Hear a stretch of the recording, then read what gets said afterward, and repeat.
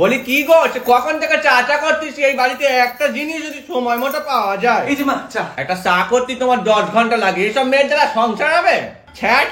এটা চা হয়েছে না ড্রেনের জল? বাবা, আপনি ড্রেনের জলও খেয়ে দেখেছেন? কিছুই তো বাদ রাখেননি দেখছি। এই গুরুজনদের সাথে কি করে কথা কইতে হয় সেটাও কি তোমার বাপের বাড়ির লোক শেখায়নি? যা শিখিয়েছে আপনাদের মতো পাবলিককে হ্যান্ডেল করার জন্য যথেষ্ট। এই জন্যে কয় যা তা বাড়ির মেয়ে ঘরে তুলছিনি। এই জন্যই সংসারের এই অবস্থা। কি চাও তুমি? এই বাড়ির মান সম্মান তো ধুলাই ভাড়া করে যাচ্ছ। উমা তাই নাকি? কোথায় কোথায় কোথায় পড়ে আছে বলুন, আমি এক্ষুনি এনে নারকেল সবটা দিয়ে ঘষে ধুয়ে মুছে দিচ্ছি। দেখো মুখ দেখো না মেশলের। কি চাও তুমি? হ্যাঁ, মুখে তো জামা ঘষে দিয়েছো আমাদের, আর কি চাও? হ্যাঁ তাই তো বলি, আপনার মুখটা কেন এত চকচক করছে? পরের দিন একটু হাতে পায়েও ঘষে দেবো ভালো করে। জামা ট্যান পড়েছে তো।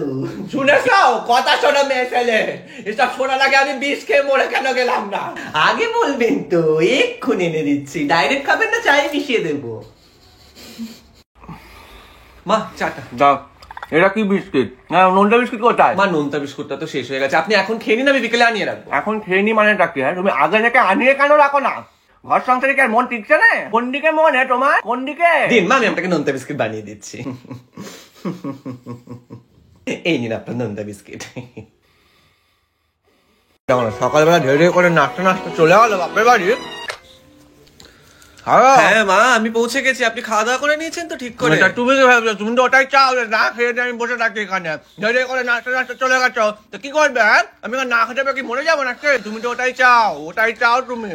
এমন করে কতদিন চলবে? তুমি কবে ফিরবে শুনি? আপনি চিতায় উঠলে তারপর আসবো মা, রাখছি এখন। কি বললা? হ্যালো হ্যালো, এই গোপাল।